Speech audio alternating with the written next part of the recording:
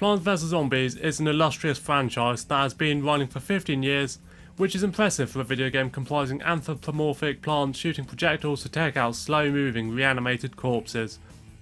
Many plants appear in multiple games. Some get better upon being ported to other titles, and others get much weaker. This list focuses on the latter, whether it's between two games of the same genre or not. Some are simple nerfs from the OG to the sequel, others are a standout plant losing its charm when included as part of a shooter game. I'm Golden Ninja Vlogspot, and here are 10 plants that had a significant downgrade between games.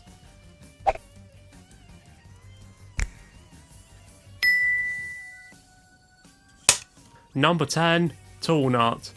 The Tall Brown King is a plant I have a soft spot for.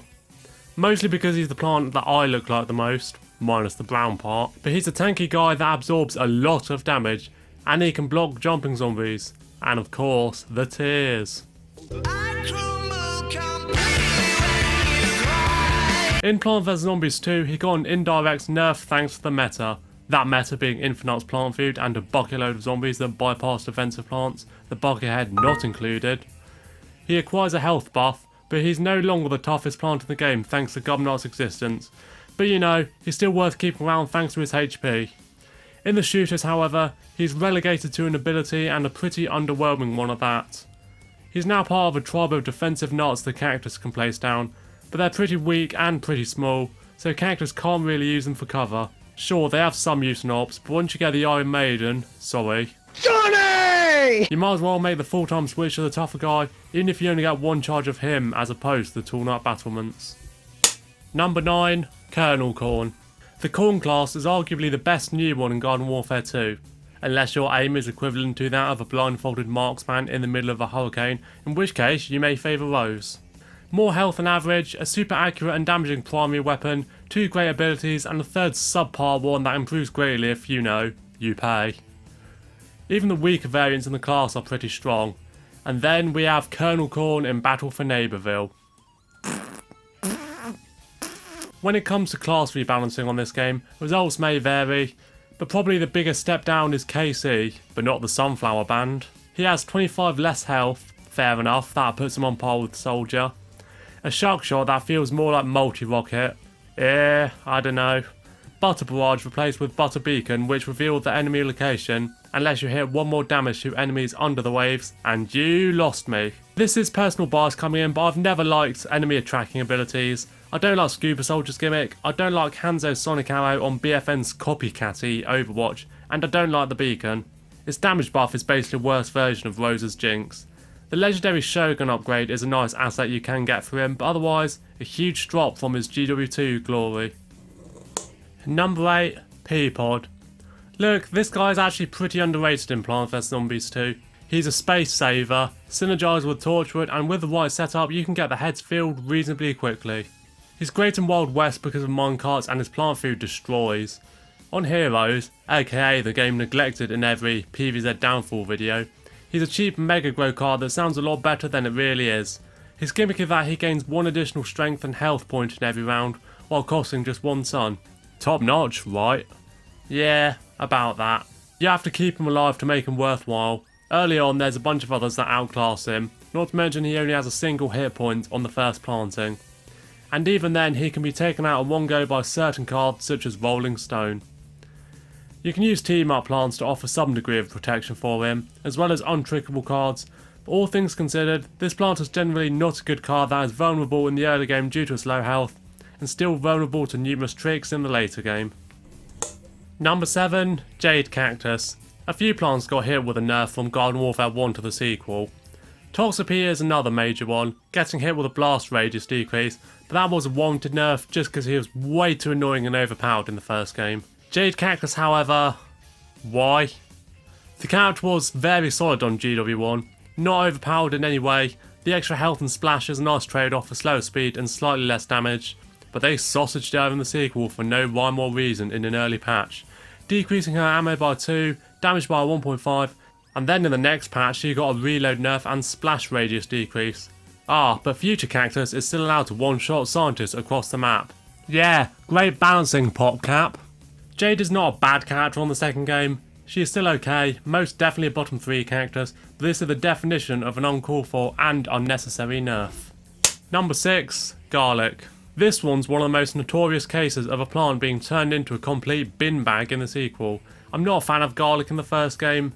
I think it's very rarely useful in adventure, but it does pave the way for one of the most broken strategies in Last Stand and Survival, that being the world famous Gloomwalk.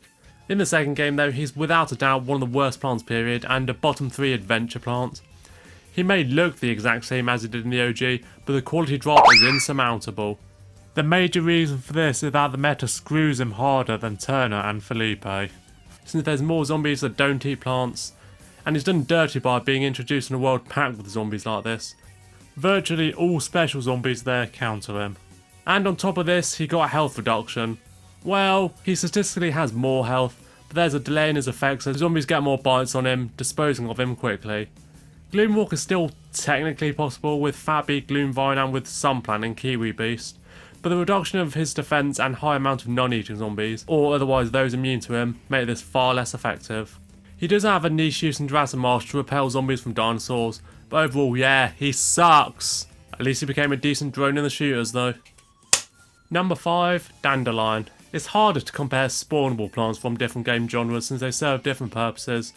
In Plants vs Zombies 2, he's a ranged plant that fires slow moving seeds cycling between 3 lanes, pretty solid multi-lane attacker and has a bonus combo with Blowover and Hurricane. On Garden Warfare 2, yeah. Hypnoshroom saw a similar fate, but at least in GW2 he can heavily disrupt the zombies with psychedelics, kids game by the way, and obscure their screen to make them vulnerable to plant heroes. Dandelion got hit with a prominent redesign and is now the plant counterpart of Exploding Imp. He runs up to zombies and blows up. The problem is, just like the Imp, he doesn't have much health so he's easy to take out, and doesn't do a lot of damage if he does score a hit. He's one of the worst spawnables. To be fair, Dandy L is a lot better in BFN where he can be deployed by Wildflower and insta-kill some plants, but overall, he's all fine and dandy in PVZ2, but you'd be lying if you said that you summoned them in this game. Okay, that was lame. Number 4. Grapes of Wrath. We've seen a good plant from the tower defense get smooshed in Heroes, and now, in the interest of fairness, here's one that was good in Heroes and bad in the following TD game. The OG Grapes of Wrath doesn't have any traits, but it is a bulking strong plant that costs a lot and does 6 damage to the hero when destroyed. Hey, he may not be the Grape Shot, but he still excels at demolition. And then in Plants vs Zombies 3 it became quite an unnecessary addition. It's a power up, except not really, since he has infinite uses and is charged up as zombies are defeated, and then it will attack. However, the kicker, you can't choose when to use it because it happens automatically. So it's an RNG machine, and by machine I mean a Windows Vista running Dell laptop because this thing is way less damaging than it first seems. It struggles to take out cone heads, and if it does kill a zombie that's about to cause you issues, then you just got good luck. Number 3. Bonk Choy. This is where things get a little personal, since the Badonkadong is still probably my second favourite plant in PVZ2, and he's a very effective melee plant that can handle most things when paired with a walnut. Sure, he kind of faded away in relevance due to power creep, but pretty much all the plants that override him are unlocked outside of adventure. Then he was added to Garden Warfare as a potted spawnable plant. That does make sense, and his damage is pretty good and can bypass armour, meaning he 1-2 punches coffin zombies. On the flip side, they're not really good in gardens and graveyards, since all 4 zombie classes can safely take them out at range. Howbeit, the major drop in power is from GW1 to GW2, in which he did 375% less damage, with a single hit going from 75 to a measly 20. So yes, he deals just 40 damage before reloading, or whatever the melee equivalent is. This means brown coats are the only zombies he can take out with 1 punch combo, so now it's barely useful in ops. At least we get the Monk Choy right. Big upgrade. I was going to put him in the top spot for this list, but he's been redeemed slightly as a result of the launch of Plants vs Zombies 3, where he's a contender for the best plant in the game.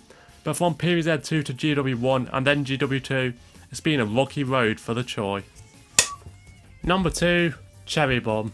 Now this would have taken the number 1 spot, if me ranking the Cherry Brothers at the top isn't the most predictable thing on earth, up there with Spotify increasing the price of premium every few months. The first couple of games don't require much discussion. On the first game it's unlocked really early on, so you get a reliable group cleaner throughout. On the second game it's outclassed by a few premiums but still kind of busted. And then on Garden Warfare, He dropped the crown harder than a zombie king getting killed over an open manhole. First of all, he's delegated to boss mode.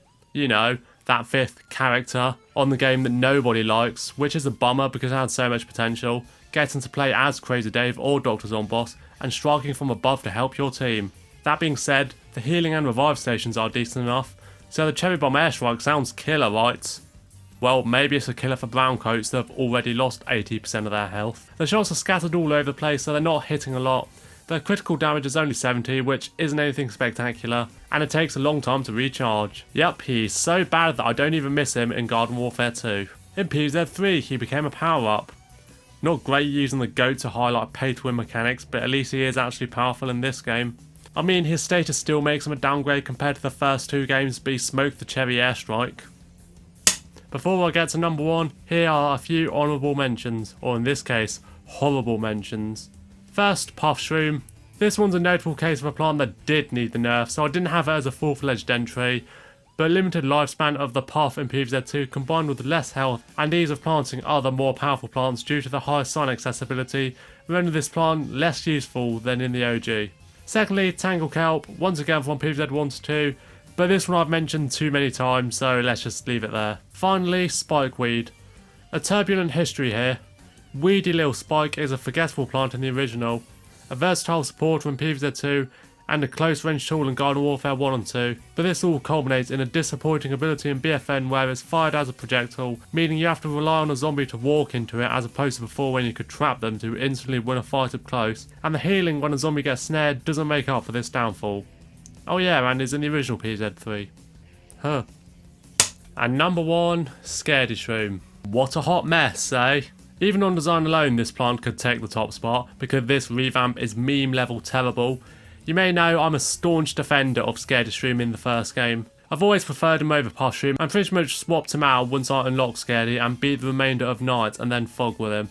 Of course, he isn't as good due to not being free the way Puff is, and therefore has far less spam potential, but he works a treat in the nighttime levels in this game, and he's a decent potter plant in the shooters too. For years I declared that I wanted him in Plant vs Zombies 2. Scaredy-Shroom should have returned in PVZ2. And he was actually a scrap plant from Dark Ages that looked better and probably served more of a purpose. The lesson learned here is be careful what you wish for, because I hadn't taken into account how much gets countered in PVZ2. When it was announced he was finally making his presence in the Long Past as Prime sequel, the community was set ablaze. It was clear he had almost no stat changes besides a minor defense boost, so he was basically a Poundland pea shooter, if the Poundland was supplied by a North Korean sweatshop. His plant food does give him a slight boost as he can chain off similar to Puff, which isn't anything to scoff at since he has full board range. He did get a buff later on which improved his health and his cow proximity radius. Hey, that's what I'm naming my next band if False Bypass folds. But does that make him a viable character now? No, of course it does not. His damage is mediocre and these stat tweaks do not take away from the fact he is rarely useful due to the high amount of zombies that are either very fast or can get pretty far into the lawn and therefore force him to hide. As well as the fact his cheap price is virtually meaningless since it's so easy to accumulate sun, even in Dark Ages, by which point you likely won't have him anyway since he's a CDM. A massive fall from grace for a plant who I consider to be among the top 3 most underrated plants in the original game. Those are 10 plants that got worse in between games. Who else got hit with a massive downgrade? Leave your thoughts in the comments below. Don't forget to like the video. Don't forget to hit subscribe if you're new. Leave a like on the video if you enjoyed it, even if you didn't. And check out another video in this upcoming end screen. I'm Golden Ninja Vlogspot. Thanks for watching.